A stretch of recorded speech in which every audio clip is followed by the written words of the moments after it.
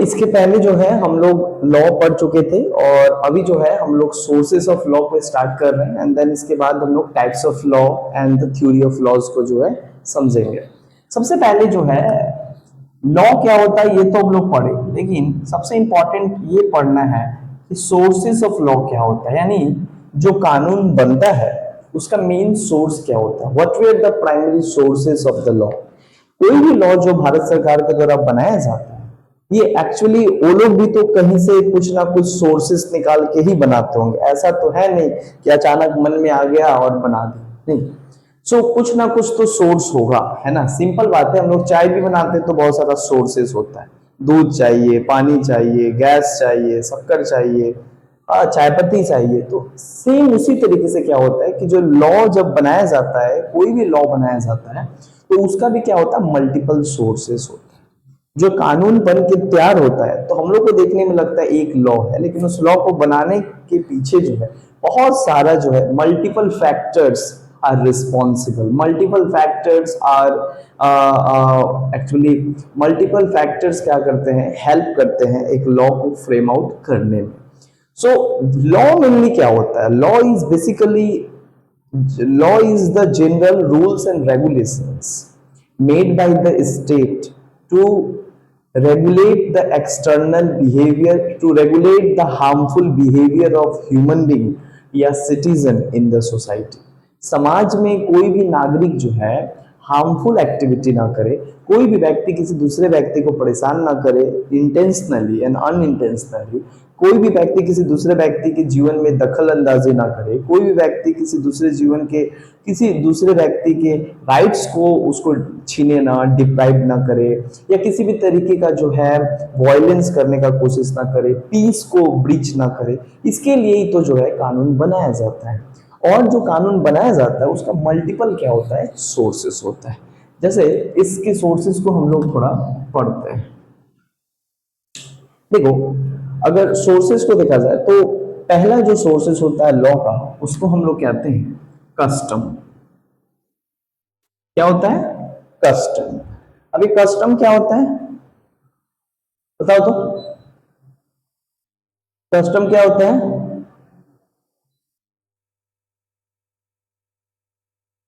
Custom क्या होता है, सुनिए इसके पहले कस्टम क्या होता है। Custom is the oldest and traditional factors of the formations of law.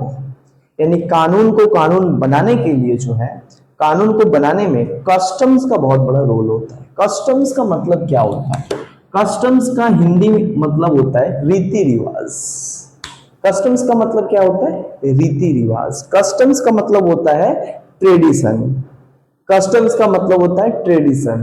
Customs का मतलब होता है सर्टेन वैल्यूज, है ना, certain values which was developed in a society by living together. एक साथ रहने से जो क्या होता है, कुछ certain values, certain rule, certain नियमावली जो निकल के सामने आता है ना, जो हमारे पूर्वज उसको मानते हैं, फिर वो नेक्स्ट जनरेशन को देते हैं, वो अपना नेक्स्ट जनरेशन को देता है। ये जो कल्चर है, नहीं बोलते हैं कि पुराने जमाने में क्या होता था कि कानून नहीं होता था, लेकिन कानून का काम जो है कस्टम करता था। यानी कस्टम का मतलब होता है रीति रिवाज। ऐसा करना, ऐसा ही करना चाहिए, ऐसा नहीं करना चाहिए। ये जो हमारे समाज में क्या होता है, जो लोग कई तरीके की रीति रिवाज बनाए हैं, कई तरीके का रूल्स रेगुलेशंस बनाए हैं, और जिसमें उनका कहना है कि ये रूल्स एंड रेगुलेशंस जो है एक समाज के लिए, एक सोसाइटी के लिए, लोगों के लिए बहुत ज्यादा क्या है, बेहतर है। इसलिए लोग इसको क्या करते हैं, फॉलो भी करते हैं, क्योंकि इससे उनको ऐसा लगता है कि हम लोग क्या करेंगे, एक अच्छा लाइफ हम लोग क्या कर सकते हैं, जी सकते हैं।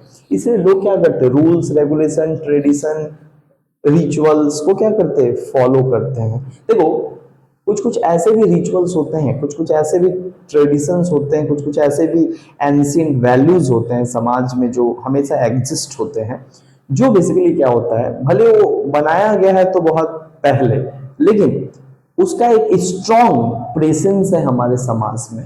उसका एक स्ट्रॉन्ग वैल्यू है जो हमारे समाज के लोग, हमारे पेरेंट्स, हमारे फैमिली क्या करते हैं, उसको मानते हैं कि नहीं यार ये वैल्यूज बहुत इंपॉर्टेंट है ना जीवन में।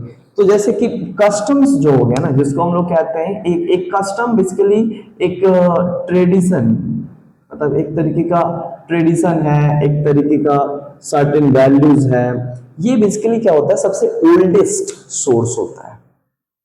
Custom is the oldest source of law.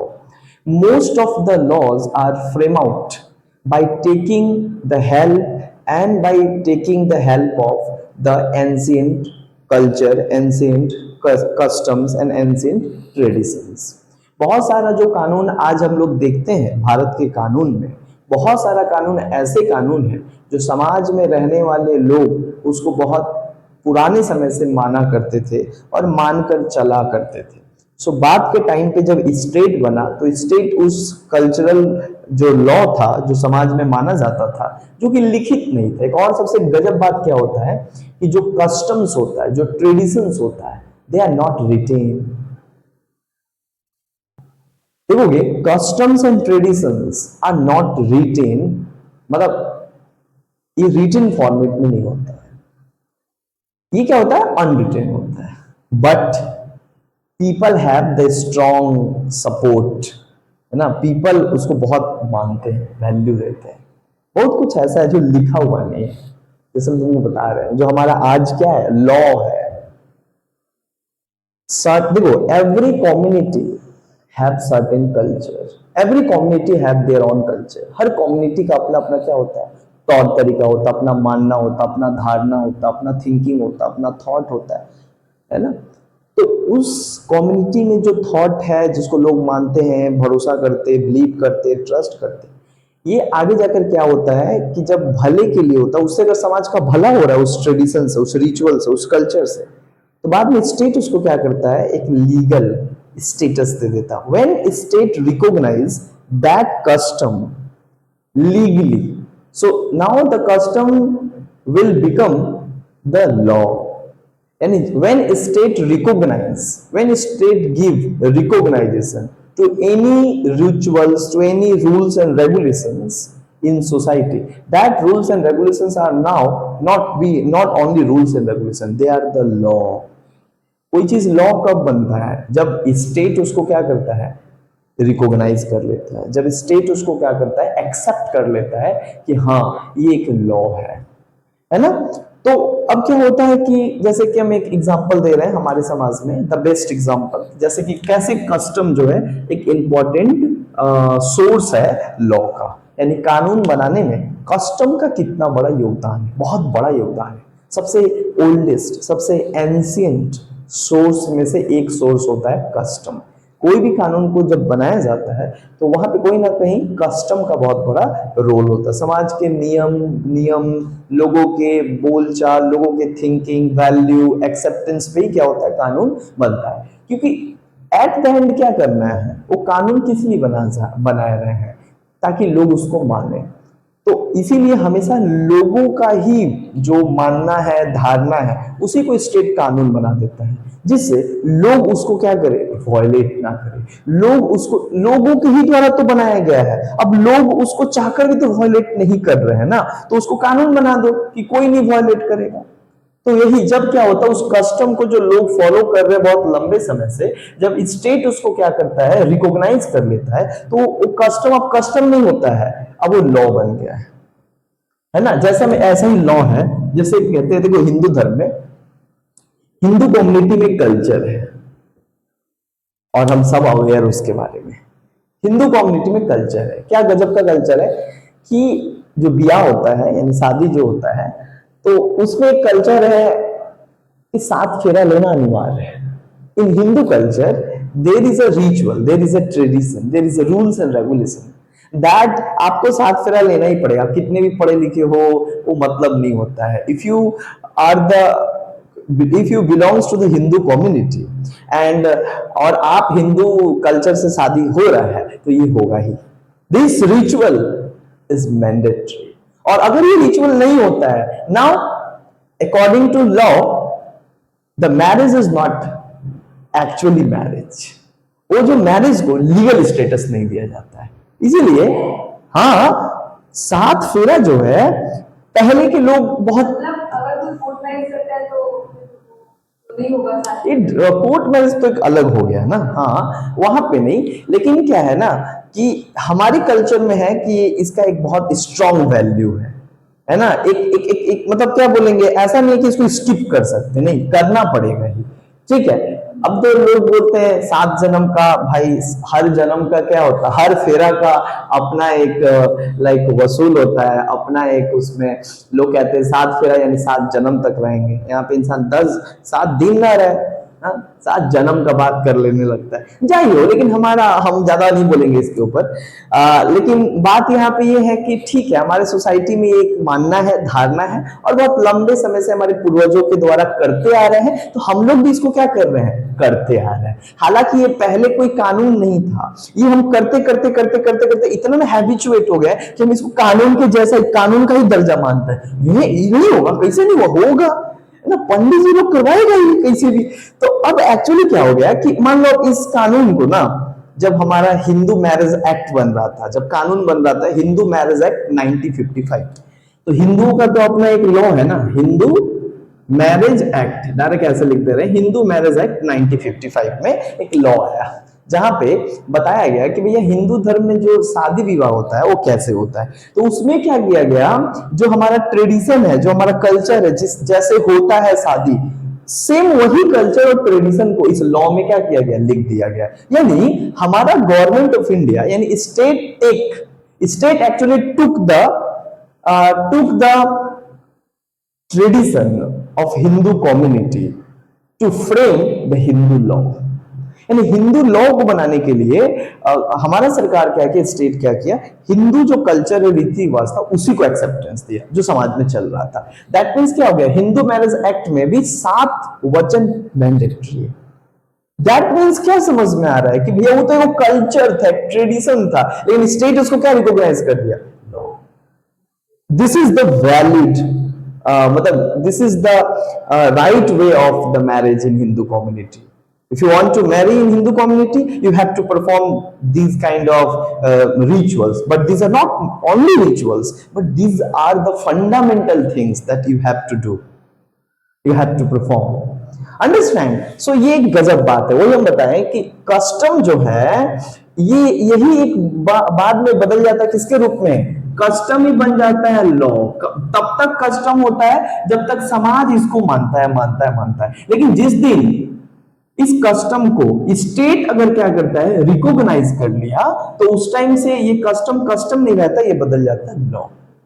When state recognise any custom, है ना, in a legal way by passing the both houses of parliament, and when the president give his assent on the bill, then the bill is become an act. Now अब ये कोई culture नहीं है, अब ये law है। अब क्या है, ये कानून है। तो इसको मानने में ना लोगों को ना परेशानी नहीं होता है, क्योंकि तो खुद ही मान रहे हैं ना, वो तो मान ही रहे हैं। तुम कानून बनाओ चाहे ना बनाओ, आज का तुम लीगल स्टेटस दे दियो इसको, 7 फेरा को। नाउ 1955 में government of India actually give the legal status, but before 1955 this was the culture. But उस टाइम भी लोग फॉलो करते थे, और आज भी कानून बन गया है तो फॉलो करते थे। फर्क कुछ नहीं, फर्क इस बात का है कि उस समय बस केवल कल्चर था, बट अब ये क्या है, एक लॉ है। और तभी कोई लॉ बन जाता है जब उसको स्टेट क्या करता है, लीगल तरीके से इंप्लीमेंट और लीगल तरीके से रिकॉग्नाइज कर लेता है, यानी पार्लियामेंट से पास करवा देता है। क्लियर हुआ कि नहीं, बताओ। ये एक चीज है। जैसे हिंदू कल्चर में, मुस्लिम कल्चर में भी है, मुस्लिम का अपना कल्चर है। क्या वहां पे कल्चर होता है, वहां पे एक जो सिस्टम होता है, बोलो तो क्या होता है, तलाक। ठीक है, तलाक तो लाइक हाँ वो कस्टम का ही पार्ट था, पहले ऐसे ही होता था तलाक, तो ये भी तो रूल्स रेगुलेशन था। मुस्लिम कम्युनिटी में भी एक अलग है, वहां पे मुस्लिम कम्युनिटी में क्या है कि जो वहां पे हमारे तुम्हारे तरह 7 फेरा नहीं होता, क्योंकि हिंदू कम्युनिटी में marriage is called the holy bond, है ना। मतलब मैरिज को जो है बहुत पवित्र और बहुत बढ़ा चढ़ा के दिखाया गया। एक पवित्र रिश्ता है, पवित्र संबंध है, दो फैमिली जो है आपस में मिलते हैं, ऐसा ऐसा बहुत सारा कुछ है ना। It is a symbol of love, purity and फलाना ढिमकाना, बहुत सारा कुछ है। लेकिन मुस्लिम कम्युनिटी में मैरिज इज अ कॉन्ट्रैक्ट, है ना। सो वहां पे क्या होता है, in a contract how you can promise, कैसे प्रॉमिस कर सकते हो कि 7 जन्म तक रहेंगे, इसलिए वहां पे कॉन्ट्रैक्ट है। कॉन्ट्रैक्ट का मतलब होता है ठीक है, जब तक इच्छा है रह रहे हैं, इच्छा ना रहेगा उसके बाद सेपरेट हो जाएंगे। तो कॉन्ट्रैक्ट वहां पे करवा लिया जाता है कि ठीक है, जिस दिन अगर आप छोड़ते हैं, हस्बैंड छोड़ता है, तो वाइफ को क्या करना पड़ेगा, मेंटेनेंस देना पड़ेगा, है ना। सो वहां पे वो लिखा गया। तो एक रिचुअल था, एक रिचुअल था, बाद में गवर्नमेंट जो है इसको रिकॉग्नाइज कर लिया। अब ना ये रिचुअल एक कानून है, आपको देना पड़ेगा। पहले क्या होता था, रिचुअल था तो इंसान टाल भी देता था, छोड़ ना देने तो क्या होगा, है ना। लेकिन अब क्या है, अब तुमको देना पड़ेगा। यही जो कहानी है, क्या है, क्या बोला जाता है एलो में, क्या एलिमनी, है ना, एलिमनी आज का खान। अब बताओ, ये मुस्लिम कम्युनिटी में तो बहुत पहले से था, हिंदू कम्युनिटी में ऐसा नहीं है। क्यों? क्योंकि हिंदू कम्युनिटी में ये कॉन्ट्रैक्ट वाला सीन नहीं है, तो उसका हिंदू कम्युनिटी अलग है, उसका कम्युनिटी अलग है। क्लियर हो गया? आगे बढ़ते कस्टम। कस्टम के बाद दूसरा सबसे इंपॉर्टेंट जो सोर्स होता है जिससे कानून बनता है, यानी most of the law frame based on the religious ideas, based on the religious principle। बहुत सारा ऐसा लॉ है, खास तौर पे पर्सनल लॉ के मैटर में, यानी किसी कम्युनिटी के लिए लॉ बनाया जा रहा है, तो उस कम्युनिटी का जो धर्म है और धर्म में जो बातें कही गई है, उसी बातों के आधार पे उस धर्म के लिए और उस कम्युनिटी के लिए कोई कानून बनाया जाता है ना। जैसे रिलीजियस जो है ना, religion is the very important factor, है ना। When you are making a law for particular community, so every state and every lawmakers, they actually take the help of the scriptures of that community। उस community का जो main religious text है वो क्या कहता है, वो कैसे क्या मानता है ना। क्योंकि आप किसी धर्म के लिए कानून बना रहे हो ना, किसी पर्टिकुलर कम्युनिटी के लिए कानून बना रहे हो, तो उस कम्युनिटी का बुक तो आपको पढ़ना पड़ेगा। आप कैसे जान सकते हो उस कम्युनिटी में क्या है क्या नहीं है? तो जो बुक ही है ना, वहां पे सबसे इंपॉर्टेंट हॉली बुक है, ओरिजिनल बुक है, original source of religious ideas है। So you have to take the help of the book of particular community when you are framing the law for particular community and particular religion। जैसे जैसे जैसे हमारे religious में अगर देखा जाए तो किस तरीके से रिलीजन एक इंपॉर्टेंट रोल निभाता है। क्योंकि देखो, धर्म जो है ना, हर धर्म में जो है कुछ अच्छी बातें कही गई होती है, कुछ बातें, अच्छा धर्म में 2 बात कही गई होती है, क्या धर्म है क्या अधर्म है ना। That means in every community there is a very clear indication that what is right to be done, what is right and what is wrong, है ना। What is justifiable and what is non justifiable, what is moral and what is immoral, क्या सही है क्या गलत है। देखो, हर community में है ना, हिंदू कम्युनिटी में भी है, मुस्लिम कम्युनिटी में भी है। हिंदू कम्युनिटी में भी जो है बताया गया कि ऐसा सही, इस तरीके से करना सही होता है, अपने धर्म के खिलाफ नहीं जाना होता है। तो हिंदू कम्युनिटी में, जैसे मान लो कोई हिंदू कम्युनिटी का है, अगर वो मुस्लिम कम्युनिटी के साथ अगर शादी विवाह करता है, तो वहां पे हिंदू कम्युनिटी के अंतर्गत तो नहीं आओगे ना, हिंदू कम्युनिटी फिर जो है आपको एक्सेप्ट नहीं करेगा, ठीक है। तो यहाँ पे एक रिलीजियन जो है is the very important source of law. बहुत सारा लॉ बनाया जाता है रिलीजियस आइडिया और रिलीजियस स्क्रिप्चर्स को पढ़कर। और ये कौन सा लॉ बनाया जाता है जहां पे रिलीजियन का बहुत स्ट्रॉन्ग प्रेजेंस होता है, उस लॉ को कहा जाता है पर्सनल लॉ। पर्सनल लॉ का मतलब होता है पर्टिकुलर कम्युनिटी का लॉ। यानी अगर मुसलमानों के लिए बना रहे हो तो मुस्लिम लॉ, हिंदुओं के लिए बना रहे हो तो हिंदू लॉ। तो अगर हिंदुओं के लिए कोई कानून बना रहे हो तो हिंदू स्क्रिप्चर और हिंदू धर्म को आपको पढ़ना पड़ेगा, है ना, उसमें क्या बोला गया है क्या सही है। और लोग रिलीजियन से क्यों इतना कानून बनता है, क्यों कि देखो धर्म से लोग हर व्यक्ति डरता है। In every community religion is something which is superior to the people, है ना।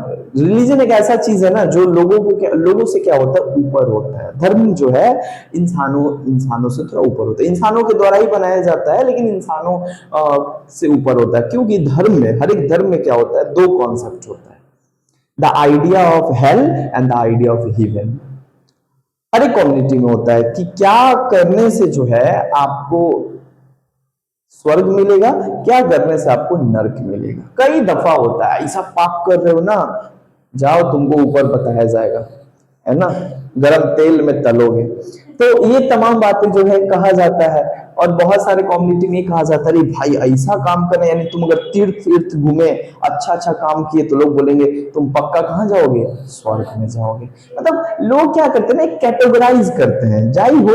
अब ये कैटेगराइज करते इस आधार पे कम से कम भीड़ तो है कि सब हीवन में जाना चाहता है। एटलीस्ट हीवन में जाने को कारण ज्यादा क्या हो रहा है, गलत चीज नहीं हो रहा है। तो ये एक तरीके का क्या है, fearness of religion, fearness of hell and heaven, जिसके कारण लोग डरा करते हैं और सोचते नहीं यार इससे करेंगे तो ऐसा होगा, तेल में छनाएंगे ऐसा होगा। हम कई सारा चीज लोग, हमारे पूर्वज, हमारे दादा दादी, नाना नानी बहुत कहानी सुनाती है, लोग ऐसा है वैसा है ना।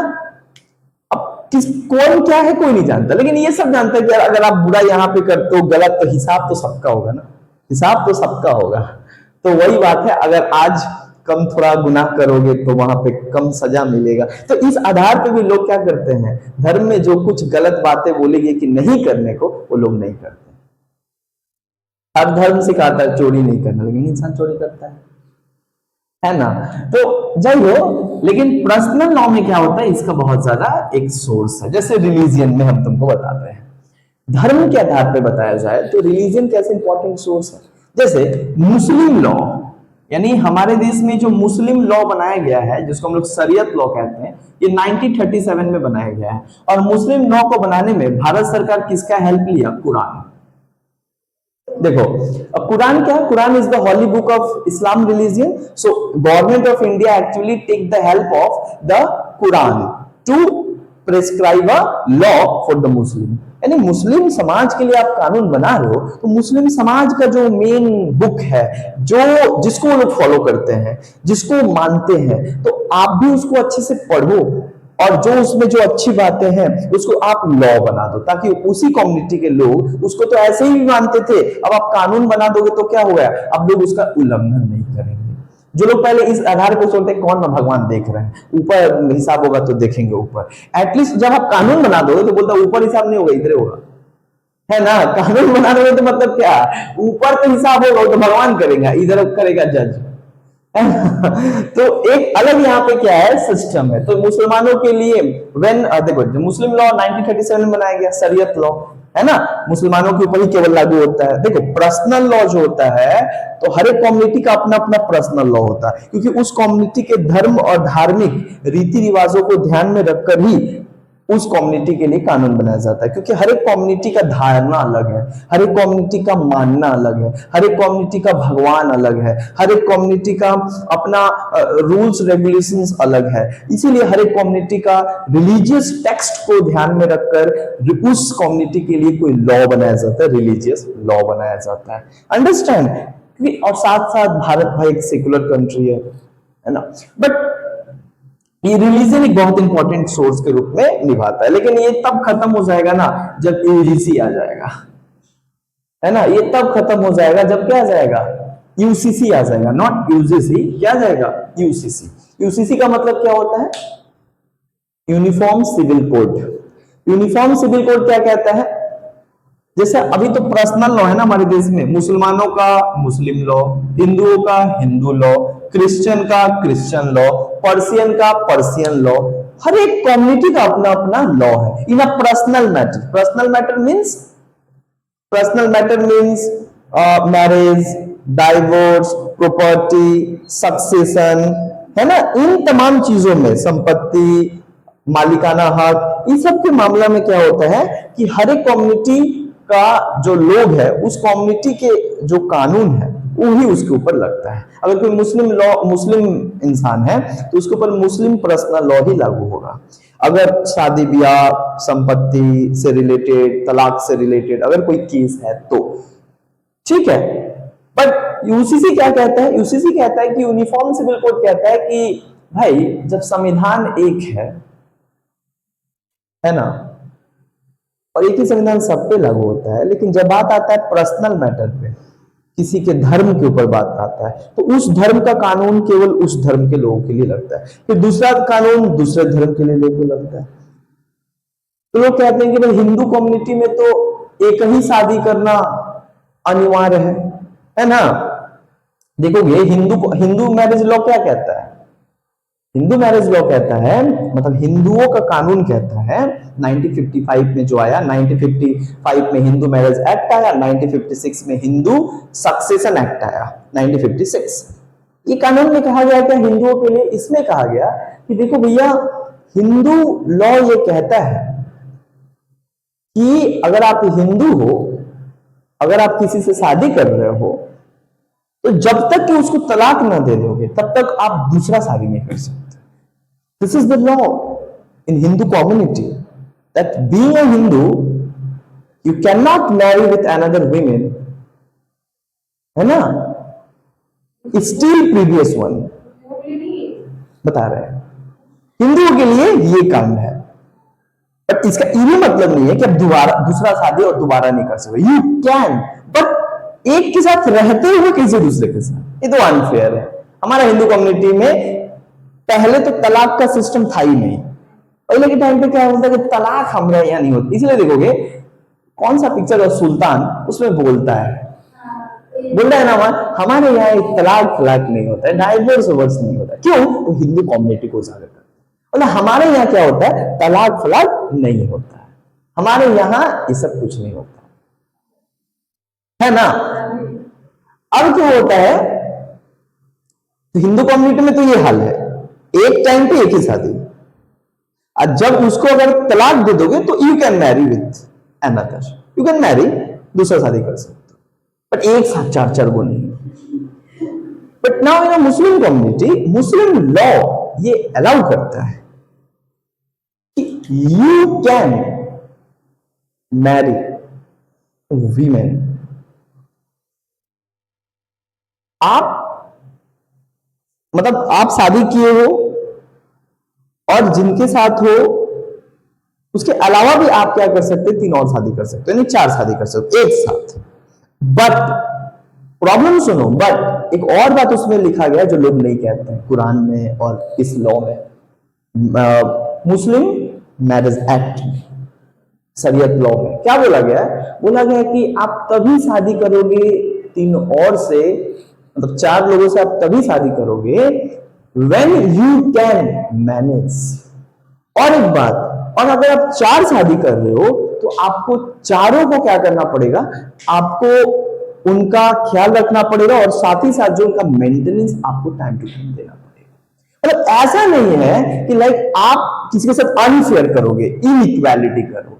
हाँ, जिसके पास पैसा है वो कर सकता है। अगर तुमको लगता है कि हाँ हम क्या करेंगे, संभाल पाएंगे, किसी से अनफेयरनेस नहीं होने देंगे, सो यू कैन।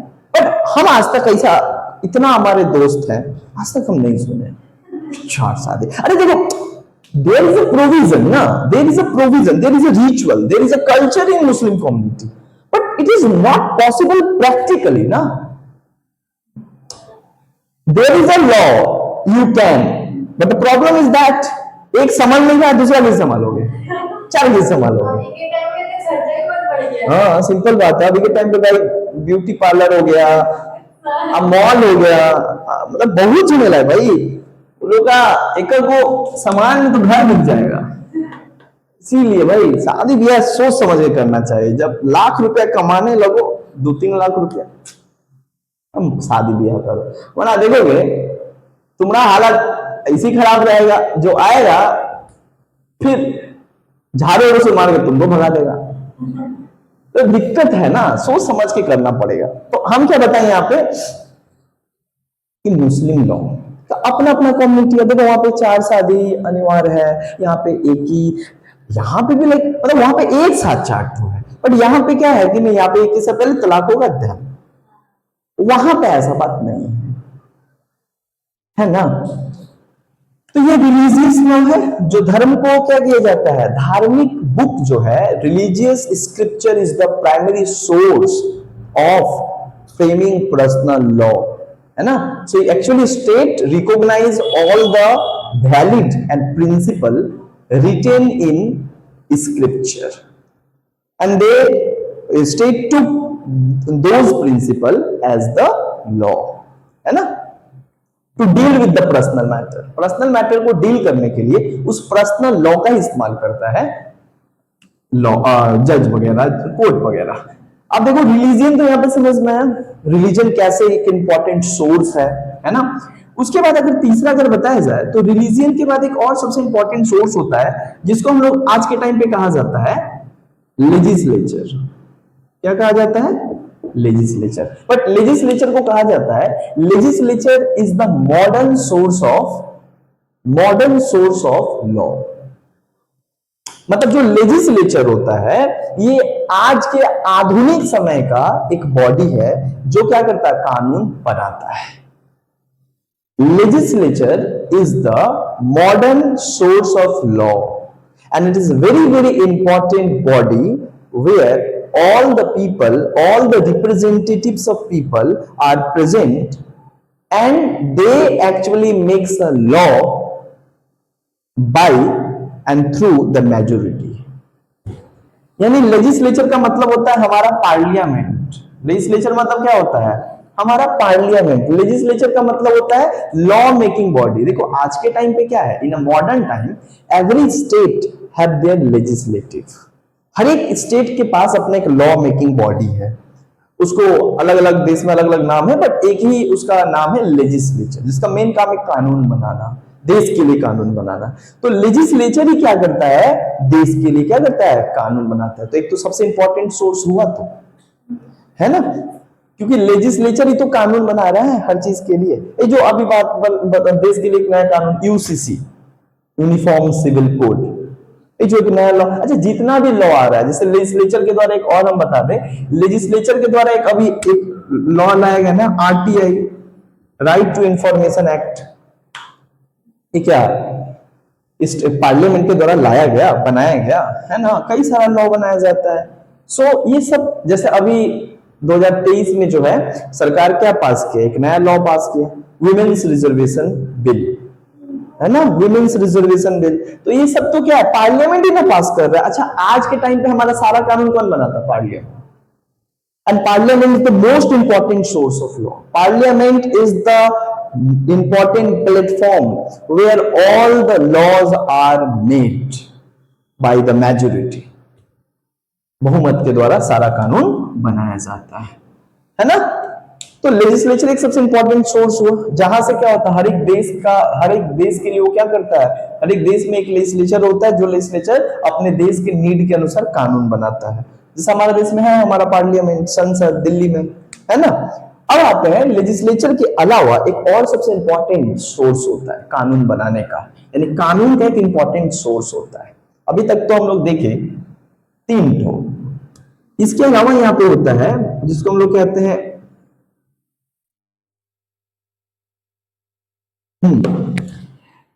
जूरिस्ट या जुडिशियल डिसीजन। जुडिशियल डिसीजन अलग अलग नाम है, प्रेसिडेंट भी कहा जाता है। The fourth important source of law is judicial decision. देखो आज के टाइम पे तो every country has the independent court. हर एक देश का अपना क्या होता है, कोर्ट होता है, न्यायपालिका होता है, अदालत होता है। और वो कोर्ट जो है, जो उस देश के जो सबसे सुपीरियर कोर्ट है, जैसे हमारे देश में सुपीरियर कोर्ट सुप्रीम कोर्ट है और हाई कोर्ट है, ये सुपीरियर कोर्ट है। तो ये दोनों कोर्ट में जो जज बैठते हैं वो लोग क्या करते हैं, बहुत सारे मैटर्स में वो वर्डिक्ट देते हैं और उनका बात, कहा हुआ बात, बोला हुआ बात कानून का रूप ले लेता है। क्या बता रहे हैं हम तुम कितना भी चिल्लाते उसे कोई फर्क नहीं पड़ता, कितना अच्छा बोले। लेकिन अगर कोर्ट, और वो भी सुप्रीम कोर्ट और हाई कोर्ट, अगर कोई भी बेंच, कोई भी जज अगर किसी बात पे अपना राय रख दिया तो राय नहीं है, that is the legal president, and that opinion and that verdict will be used by the others lower court in India as a law to deal and to give decision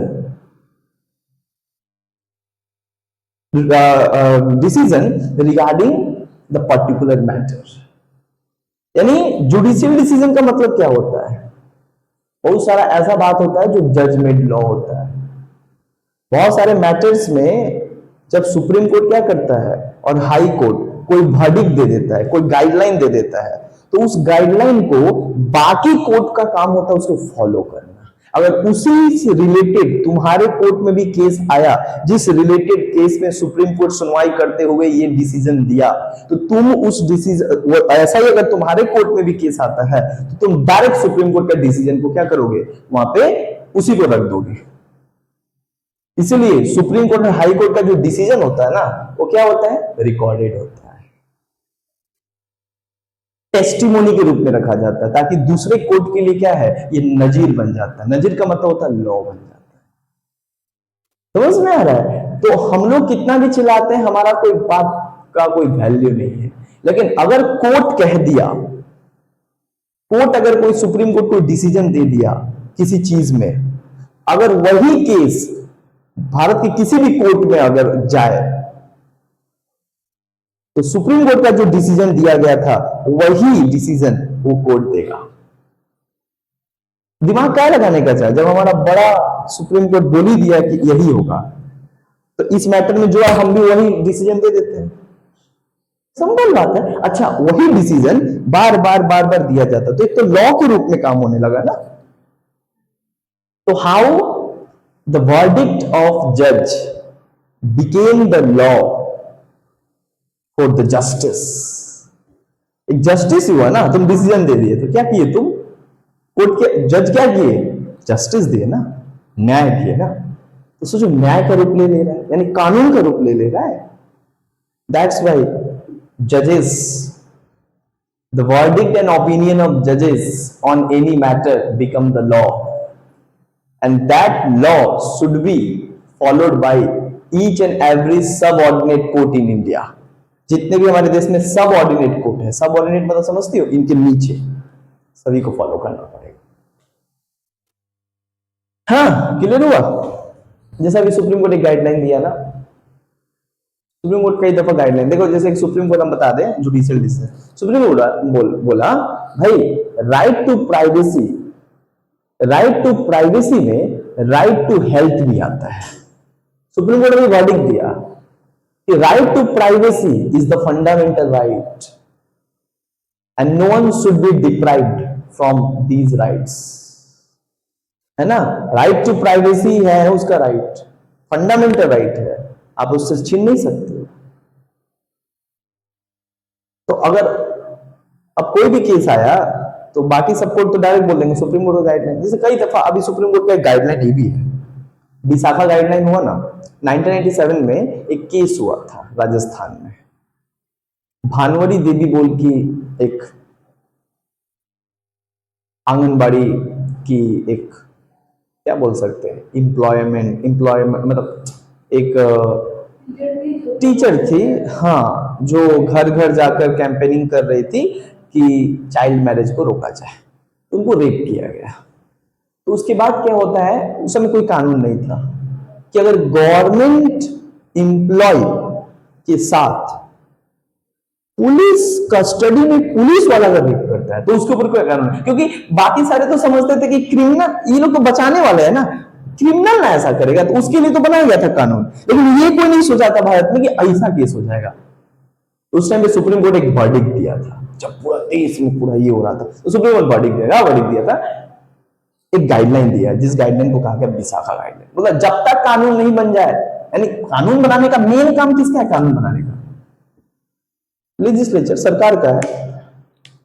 supreme court का काम है justice देना, और justice किस आधार पे? कानून पे। लेकिन कानून ही नहीं है, लेकिन केस हो गया, तो क्या उसको जस्टिस नहीं देगा? तब तो जस्टिस वाला मामला आ गया। तो सुप्रीम कोर्ट बोला भाई कानून ना है तो क्या करेंगे, जब तक कानून नहीं है तब तक हम जो बोले वो कानून है। तो जो सुप्रीम कोर्ट वर्डिक्ट दिया 1997 में केस में, वही हुआ। ठीक है, बहुत सारा। तो ये क्या बन गया? एक कानून बन गया ना। जैसे राइट टू प्राइवेसी, बहुत सारा केस होता है, बहुत सारा सुप्रीम कोर्ट कई दफा देखोगे कितना वर्डिक्ट निकलते रहता है, कभी कुछ बोलता है सुप्रीम कोर्ट, कभी कुछ बोलता है, और जो बोलेगा वही कानून, वो कानून का रूप ले लेगा। चलो, जुडिशियल डिसीजन समझ गए। अच्छा, एक और सबसे इंपॉर्टेंट प्रिंसिपल होता है, इसको कहा जाता है इक्विटी। क्या होता है? Equity and sense of fairness. Sense of fairness, देखो, equity and sense of fairness, equity and sense of fairness is also acts as the primary ingredients and primary source of law। देखो, आज के time पे क्या होता है ना,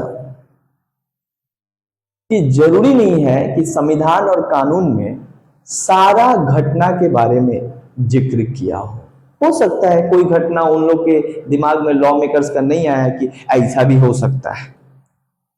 तो कभी कभी क्या होता है कि व्हेन द लॉ, देखो जजेस को भी तो लॉ मानकर चलना पड़ता है, जो लॉ होता है, लेकिन some time when any cases come before the court, जब कभी क्या होता है कोर्ट के पास ऐसा कोई केस आ जाता है कि उस मैटर्स पे देश और कानून में और संविधान में कोई जिक्र नहीं है, यानी वैसा केस के ऊपर कोई प्रावधान ही नहीं है, there was no provisions on that case which comes before the court. So in that condition जजेस and court and jurists, they give the justice on the basis of the equity and sense of fairness। मतलब वो क्या करते हैं, अपना विवेक लगाते हैं, ज्ञान लगाते हैं, और वो तय करते हैं कि कानून तो नहीं है, लेकिन क्या अगर ऐसा होता तो इस सिचुएशन में, इस केस में क्या देना सही होगा, हम क्या जस्टिस दें तो सही होगा। कोई बेस नहीं है, देयर वाज नो बेस, नया केस है, इसके ऊपर कोई देश में कोई कानून भी लिखा नहीं हुआ है, क्या करें? तो वहां पे इस्तेमाल होता है इक्विटी। इक्विटी का मतलब होता है इक्वालिटी, और इक्विटी मतलब एक होता है सेंस ऑफ फेयरनेस। आप ऐसा कुछ करो जिससे उसको सही न्याय मिले। तो उस कंडीशन में क्या होता है, supreme court equity and sense of fairness का इस्तेमाल करता है, और उसके आधार पे क्या करता है, वो उस केस को क्या करता है, मतलब उस केस को वर्डिक्ट देता है, या उस केस में जो है, जो कन्विक्टेड है उसको जस्टिस देता है, या जो कन्विक्टेड है उसको पनिशमेंट कितना होगा ये खुद ही तय कर देता है कोर्ट। बट किस आधार पे तय करता है? एक बहुत इंपॉर्टेंट प्रिंसिपल है, that is called equity and sense of fairness, यानी इक्विटी एंड जस्टिस। उसको ऐसा ना लगे कि जज अपने मन से किया तो गलत किया, नहीं, जज जो किए ना वो पूरा सोच समझ बूझ कर। अब बात आता है कि जुडिशियल डिसीजन से कैसे अलग हो गया। देखो, जुडिशियल डिसीजन क्या है,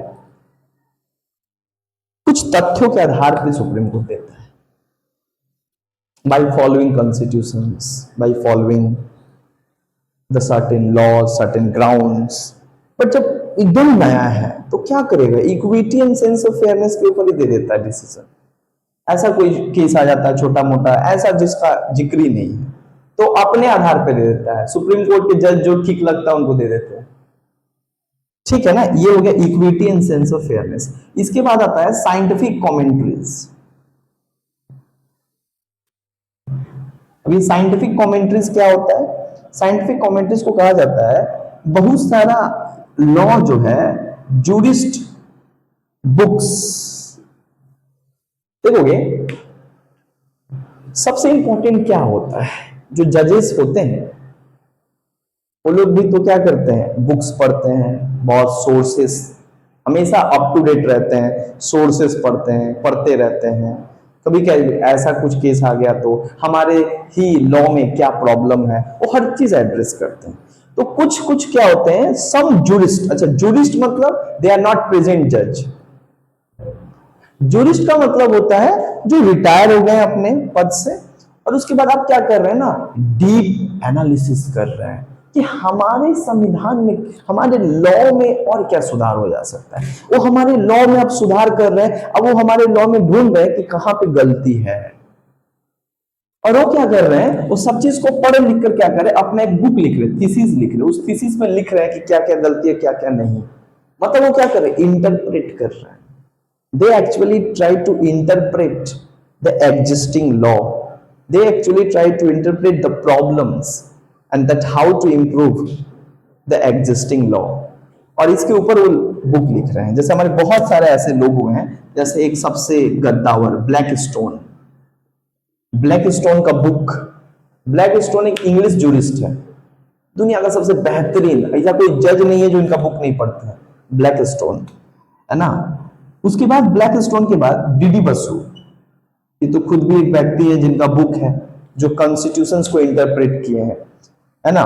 डीडी बसु के बाद एक और व्यक्ति है एबी डाइसी, ये भी जूरिस्ट है।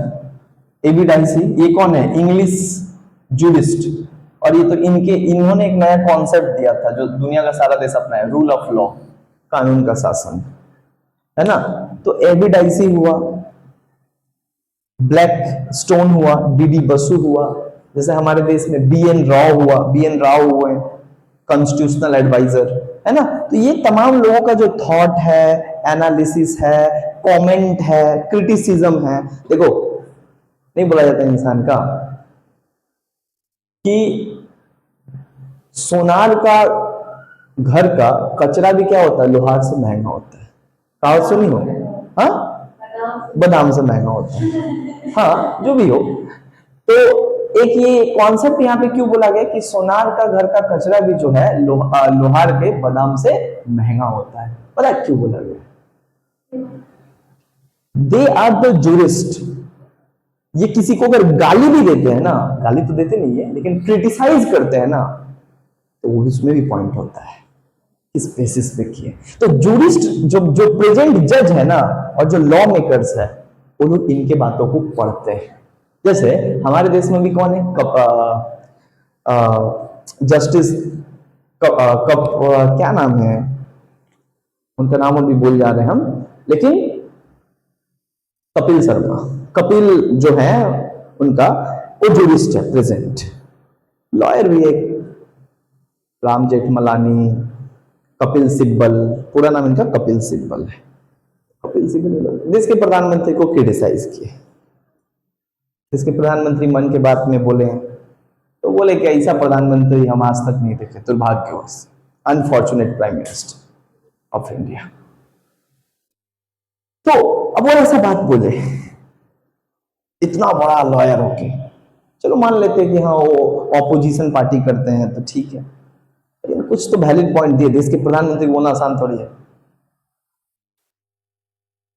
वो अपना घर में, घर का पड़ोसी को नहीं बोल पाते हो, देश का प्रधानमंत्री का तो बातें अलग है। हाँ, तो इसलिए जो बड़े लोग होते हैं ना, उनका आलोचना में भी क्या होता है, लॉजिक होता है, और लॉजिक जीवन में बहुत काम आता है। इसीलिए कबीरदास जी कहते थे, निंदक नियर राखिए आंगन कुटी छवाए, बिन पानी साबुन के निर्मल करे सुभाए। निंदक जो होता है ना, हमेशा 10 झूठे दोस्त से अच्छा होता है एक दुश्मन।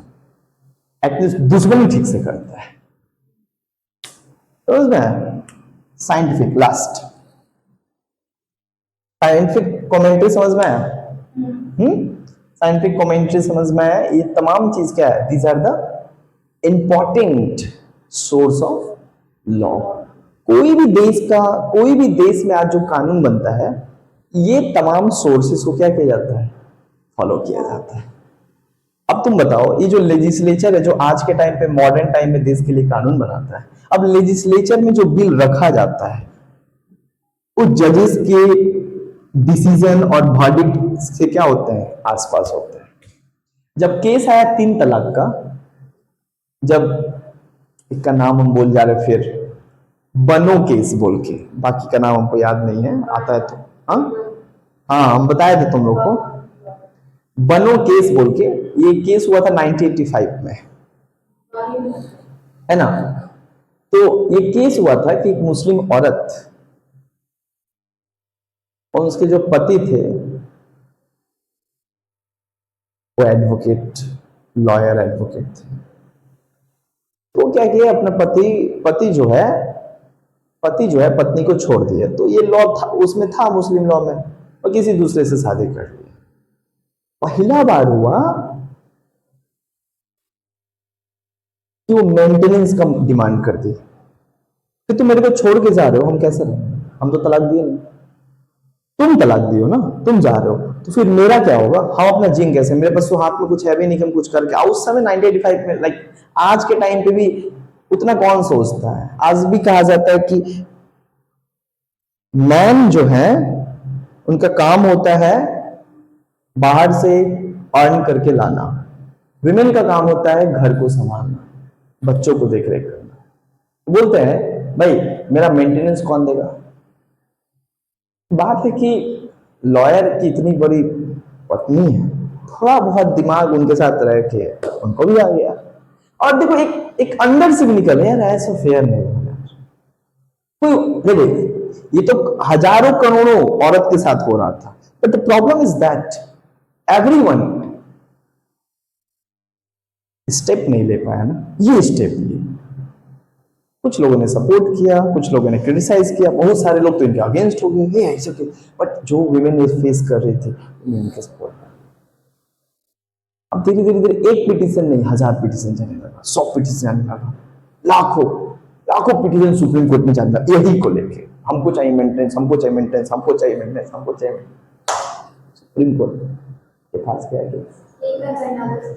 अब सुप्रीम कोर्ट कहा कि यार सच में जो 3 तलाक में कोई रीजन नहीं है, there is not a valid reason to give the divorce to any women. But बिना रीजन का डाइवोर्स देना तो ये मजाक हो गया है। उस समय मुस्लिम कम्युनिटी में लॉ था 3 तलाक का कॉन्सेप्ट था। 3 बार तलाक बोल देने से ही तलाक हो जाते हैं, उसके बाद और कोई चीज प्रूफ करने की जरूरत नहीं है। ए भाई 3 बार बोल देने से होता है, ए भाई कुछ होगा 3 बार तलाक खत्म टाटा बाय हो गया। ये कोई मतलब हुआ ना क्या। और इससे कितने से आवाज को उठा नहीं रहा था। पहला बार जब पूरे देश में आवाज उठाने लगे, पूरा देश भर में आवाज उठने लगा, तब सुप्रीम कोर्ट इसके ऊपर पूरा देश की औरतें जस्टिस मांग रही थी कि हम लोग का जीवन बर्बाद हो गया, कुछ तो करो जेंडर इनइक्वालिटी के चक्कर में। अरे यार छोड़, तो मेंटेनेंस तो दो जिससे हम जी पाए। बोला गया ठीक।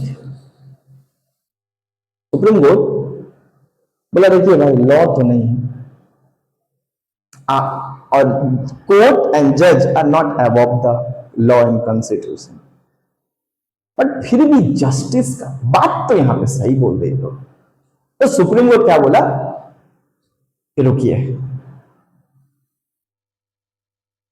कानून को लिया और बोला कि ये अनकॉन्स्टिट्यूशनल है। उसके पास तो एक पावर है सुप्रीम कोर्ट के पास, बोला ये जो कानून है जो मुस्लिम मैरिज एक्ट में था, बोला ये 3 तलाक का नियम है, बट ये जो तलाक बिद्दत है ये अनकॉन्स्टिट्यूशनल है। जो कहता है कि 3 बार बोल देने से ही तलाक हो जाता है, बोला ये गलत है। अच्छा, ये जो गलत देने का मैसेज, और सुप्रीम कोर्ट एडवाइस दिया गवर्नमेंट को, यानी लेजिस्लेचर को, गवर्नमेंट को, you have to make a law. तो बोला हमसे मत बोलिए, नेता को बोलिए, हम जितना करना था अनकॉन्स्टिट्यूशनल कर दिए। बट कानून बनेगा तब तो सबको जस्टिस मिलेगा, तब तो रुकेगा ही अपराध। जस्टिस छोड़ दीजिए, रुकेगा अपराध। तो उसके बाद ही भारत सरकार क्या ला दिया, 3 तलाक पे तलाक बिद्दत हटा दिया।